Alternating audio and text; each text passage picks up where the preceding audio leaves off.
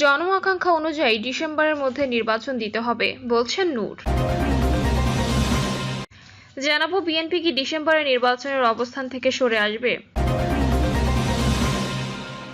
জানাবো নতুন টাকার নোট নিয়ে কারসাজি, ফুটপাতে মিললেও নেই ব্যাংকে।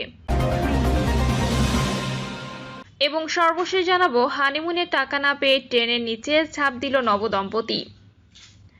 শুনছিলেন সংবাদ শিরোনাম, এবারে বিস্তারিত। জন আকাঙ্ক্ষা অনুযায়ী ডিসেম্বরের মধ্যে নির্বাচন দিতে হবে বলছেন নূর।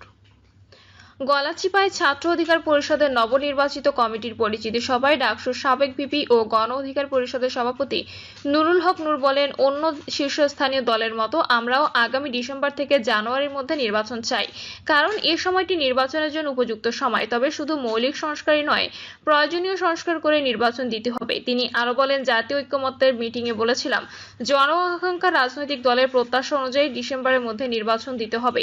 নুরুল হক নূর বলেন, 2018 সালে কোটা আন্দোলন না করলে, ছাত্র জনতা তাজা প্রাণ না দিলে এই জুলাই 24-এর জন্ম হতো না। তাই ছাত্রদের নিয়ে গণ অধিকার ভিত্তিতে আগামীতে সুন্দর রাষ্ট্র বিনির্মাণ হবে। আমরা আর কোনো তাজা প্রাণ রাজপথে বিলিয়ে দিতে চাই না। গণ অধিকার পরিষদের দল কোনো লেজুর বৃত্তি করে দল গঠন করে রাজপথে আসেনি। তিনি সরকারি কর্মকর্তাদের উদ্দেশ্যে বলেন, কোনো একটি দলের নেতাকর্মীদের লেজুর বৃত্তি না করে নাগরিকদের সেবা প্রদান করার অনুরোধ জানান। তা না হলে গণ অধিকার পরিষদের নেতাকর্মীদের নির্দেশ দিলাম ওই অফিসারের পদত্যাগ দাবিতে অফিস ঘেরাও করার।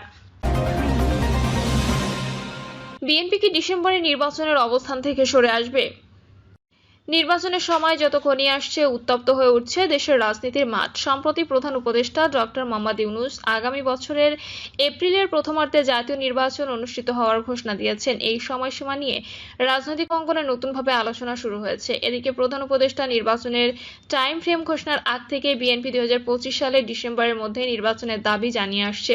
ফলে এই সময়সীমায় খুব একটা সন্তুষ্ট নয় বিএনপি। তবে প্রধান উপদেষ্টার দেওয়া নির্বাচন আয়োজনের সময়সীমাকে স্বাগত জানিয়েছে জামায়াত ইসলামী। অন্যদিকে গত কয়েক মাসে ডিসেম্বরের মধ্যে আগামী জাতীয় সংসদ নির্বাচন আয়োজনে সরকারের কাছে দাবি জানিয়ে আসছিল বিএনপি।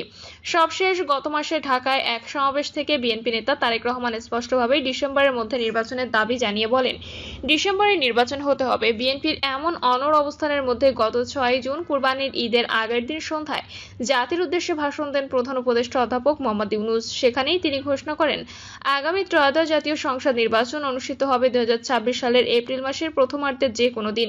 প্রধান উপদেষ্টা জাতির উদ্দেশ্যে ভাষণের পর ওই রাতে স্থায়ী কমিটির বৈঠক ডেকে সরকারের এই ঘোষণার কড়া প্রতিক্রিয়া জানায় বিএনপি। সেখানে দলটির পক্ষ থেকে এপ্রিলে নির্বাচনের বিষয়ে দলের আপত্তির কথা জানানো হয়। আগামী নির্বাচন নিয়ে বিএনপির এমন অবস্থানের মধ্যে লন্ডনে প্রধান উপদেষ্টার সঙ্গে বৈঠকে বসছেন তারেক রহমান। প্রশ্ন উঠছে, এই বৈঠকের পর কি তাহলে বিএনপি আগামী নির্বাচন নিয়ে তাদের অনড় অবস্থান থেকে সরে আসবে? বাংলাদেশের কোনো গণমাধ্যমের খবরে দাবি করা হয়েছে, প্রধান উপদেষ্টার সঙ্গে তারেক রহমানের এই বৈঠকে আগামী ফেব্রুয়ারির মধ্যে নির্বাচনের দাবি করা হতে পারে। সাংবাদিকদের সঙ্গে আলাপকালে এই প্রসঙ্গে বিএনপি মহাসচিব মির্জা ফখরুল ইসলাম আলমগীর, আমরা আশা করছি বাস্তবতার প্রেক্ষিতে সরকার এটা বিবেচনা করবেন। সময়টা তো ঠিক না, রোজার মাস, ঈদ শেষ হবে তার কয়েকদিন পরেই নির্বাচন। রোজার সময় নির্বাচনী প্রচারণা চালাতে প্রার্থী ও রাজনৈতিক কর্মীদের দুর্ভোগ হবে। আমি তো এখন থেকে উদ্বিগ্ন যে আমাকে প্রতিদিনই ইফতার পার্টি করতে হবে। এতে নির্বাচনের ব্যয়টাও দ্বিগুণ হয়ে যাবে। গরমের দিনের বেলায় জনসভায় লোকজন কিভাবে আসবে? রাত্রে গিয়ে মিটিং করতে হবে, যোগ করেন তিনি। রাজনৈতিক বিশ্লেষকরা অবশ্যই এই বৈঠকে নির্বাচন প্রশ্নে তৈরি হওয়া সংকট সমাধানের আশাও দেখছেন। রাজনৈতিক বিশ্লেষক কাজী মারুফুল ইসলাম বলেন, রাজনীতিতে শেষ কথা বলে কিছু থাকে না। রাজনীতিতে যে কোনো সম্ভাবনাই থাকে। এই বৈঠকে নির্বাচনের তারিখ নিয়ে যে সংকট রয়েছে সেটার আপাততভাবে খানিকটা নিরসনও হতে পারে, যে কারণে বিশ্লেষকরাও ওই বৈঠককেই আগামী রাজনীতির গতিপথ নির্ধারণী বলে মনে করছেন। নতুন টাকার নোট নিয়ে কারসাজি, ফুটপাতে মিললেও নেই ব্যাংকে। ব্যাংকগুলোতে তন্ন তন্ন করে খুঁজে নতুন টাকা নোট পাওয়া না গেলেও বৈঠক মিলছে খোলা বাজারে। রাজধানীর গুলিস্তান কমপ্লেক্সের নিচে বাংলাদেশ ব্যাংকের প্রধান শাখা সদরঘাট শাখার নিচে এসব চকচকে নোটের পসরা বসেছে। অথচ রাজধানীর শাখা ব্যাংকগুলো থেকে গ্রাহকরা ফিরছেন খালি হাতে। সোমবার ও মঙ্গলবার 7টি ব্যাংকের কমপক্ষে 14টি শাখা এবং গুলিস্তান, সদরঘাট ও বাংলাদেশ ব্যাংকের নিচে খোঁজ নিয়ে জানা গেছে তথ্য। ঈদ উপলক্ষে নতুন নোট বাজারে ছেড়েছে সরকার। অন্তর্বর্তী সরকার দায়িত্ব দেওয়ার পর এই প্রথম ডিজাইন পরিবর্তন করে টাকা ছাপালো বাংলাদেশ ব্যাংক। সোমবার থেকে বাংলাদেশ ব্যাংকের শাখা অফিসের বাইরে আরও 10টি ব্যাংকের মাধ্যমে এসব নতুন নোট সরবরাহ করার কথা। ব্যাংকগুলো হলো সোনালী জনতা, অগ্রণী, রূপালী, পূবালী, উত্তরা, ডাচ বাংলা ইসলামী ব্যাংক, আল আরাফা ইসলামী ব্যাংক ও ব্র্যাক ব্যাংক। বাংলাদেশ ব্যাংকের নির্বাহী পরিচালক ও মুখপাত্র আরিফ হোসেন জানিয়েছেন, এসব ব্যাংকের লোকাল অফিসকে নতুন টাকা দেওয়া হয়েছে। তবে কোনো ব্যাংক কোন শাখার মাধ্যমে নতুন টাকা বিতরণ করবে তা নিজেরাই ঠিক করবে ব্যাংকগুলো। এদিকে মঙ্গলবার গুলিস্তান কমপ্লেক্সের নিচে পুরনো টাকার বাজারে গিয়ে দেখা যায় ফরিয়ারা নতুন 1000, 50 ও 20 টাকার নোটের পসরা সাজিয়ে বসে আছেন। হাঁকডাক করে গ্রাহক টেনে নিয়ে বিক্রি করছেন নতুন টাকার নোট। শতকরা 10 ভাগ বেশি নিয়ে বিক্রি হচ্ছে এসব টাকা। সোমবার নতুন 50 ও 20 টাকার নোট না পাওয়া গেলেও মঙ্গলবার থেকে পাওয়া যাচ্ছে, তবে পরিমাণে কম। ঈদ সালামিতে নতুন টাকা পেতে অনেকে অগ্রিম দিয়ে ক্রয় করছেন নতুন 50 থেকে 20 টাকার নোট। ফারুক হোসেন নামে এক ক্রেতা বলেছেন, ব্যাংকে গিয়ে পাইনি, গুলিস্তানে পাবো বিশ্বাস ছিল, তাই হলো। ব্যাংকে পেলাম না, অথচ এখানে পাচ্ছি। সব সম্ভাবের দেশ বাংলাদেশ। বাংলাদেশ ব্যাংকের নিচেও একই অবস্থা। তবে এসব টাকার হাটে 1000 টাকার নোটের চেয়ে 50 ও 20 টাকার নোটের চাহিদা বেশি। চাহিদা মতো না পাওয়ায় ফেরত যাচ্ছেন ক্রেতারা। তবে নতুন ডিজাইনের নোটের পাশাপাশি আগের ডিজাইনের নতুন নোটও পাওয়া যাচ্ছে এসব দোকানে। সাংবাদিক পরিচয়ে গুলিস্তানের নতুন টাকা বিক্রেতার কাছে জানতে চাওয়া হয়, এসব নতুন নোট কিভাবে পেলেন। নাম প্রকাশ না করে তিনি বলেন, আমরা টাকার জন্য যাই না, বাংলাদেশ ব্যাংকের কর্মকর্তারা এসে নিয়ে যান।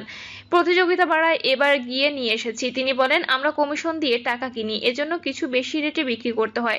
1000 টাকার একটা বান্ডিলে অতিরিক্ত 10,000 টাকা দেওয়া হয়। তবে 50 ও 20 টাকার নোটের চাহিদা বেশি। আজ থেকে এই নতুন নোট দোকানে পাওয়া যাবে বলেও জানান তিনি। তবে কেন্দ্রীয় ব্যাংকের মাধ্যমে নতুন টাকার নোট কোনো ফরিয়ার হাতে যায়নি দাবি করে বাংলাদেশ ব্যাংকের নির্বাহী পরিচালক ও মুখপাত্র আরিফ হোসেন বলেন, বর্তমান সময়ে সে সুযোগ নেই। আমরা 10টি ব্যাংকের নতুন নোট সরবরাহ করেছি, সেখান থেকে গ্রাহকরা টাকা তুলে বাইরে বিক্রি করতে পারে। নতুন টাকা না পাওয়ায় টাকার কোনো শাখা ব্যাংক তা গ্রাহকদের সরবরাহ করতে পারেনি, এমনটি জানালো আরিফ হোসেন। বলেন, একটি চক্র আছে যাদের কাজ এসব নতুন টাকা সংগ্রহ করে বাইরে বিক্রি করা, তবে বাংলাদেশ ব্যাংকে এ ধরনের সুযোগ নেই। বেলা 11টায় অগ্রণী ব্যাংক জাতীয় প্রেস ক্লাব শাখায় গিয়ে দেখা যায় অনেক গ্রাহক নতুন টাকার জন্য ভিড় করেছেন, টাকা না পেয়ে ফেরত যাচ্ছেন। নতুন টাকা নোটের চাহিদায় বেশ চাপের কথা জানিয়ে শাখা ব্যবস্থাপক জাকিয়া পারভিন জানান, গ্রাহকরা নতুন টাকা চাচ্ছেন, অথচ আমরা এখনো পাইনি, কখন পাবো তাও জানি না। একই কথা বলেন রূপালী ব্যাংক পল্লবী শাখা ব্যবস্থাপক মোহাম্মদ রাজ্জাকুল হায়দার। তিনি বলেন, আমার শাখায় এখনো নতুন নোট আসেনি, কিন্তু গ্রাহকরা বিশ্বাস করতে চাচ্ছেন না।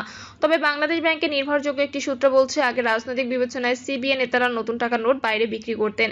এখন কিছু অসৎ কর্মকর্তা, তৃতীয় শ্রেণীর কর্মচারী এসব করছেন। ঊর্ধ্বতন কর্মকর্তারা জড়িত না থাকলে কারো সাধ্য নেই নতুন নোট বাইরে বিক্রি করতে পারে। হানিমুনের টাকা না পেয়ে ট্রেনের নিচে ঝাঁপ দিল নবদম্পতি। হানিমুনে যাওয়ার জন্য টাকা না পেয়ে ট্রেনের সামনে ঝাঁপিয়ে পড়ে আত্মহত্যা করেছে এক নবদম্পতি। ঘটনাটি ঘটেছে পাকিস্তানের পাঞ্জাবে। আইনি প্রক্রিয়া সম্পন্ন করে মৃতদেহগুলো পরিবারের কাছে হস্তান্তর করেছে স্থানীয় পুলিশ। জানা যায়, ঈদের পর মধুচন্দ্রিমার জন্য ওই দম্পতি নারায়ণে যাওয়ার পরিকল্পনা করেছিলেন। এজন্য সাজিদ, তার বড় ভাই ফাহাদ এবং জাহিদের কাছে টাকা চেয়েছিলেন, কিন্তু তারা সেই টাকার ব্যবস্থা করতে পারেনি। পুলিশ জানায়, মঙ্গলবার ভোরে সাজিদ তার স্ত্রী রাজিয়াকে নিয়ে বাড়ি থেকে বের হয়ে একটি রেল ক্রসিংয়ে যান। পরে সে তার ভাই জাহিদকে ফোন দিয়ে বলেন, আমি আমার স্ত্রীর সঙ্গে আত্মহত্যা করতে যাচ্ছি, আমাদের মৃতদেহগুলো নিয়ে যেও।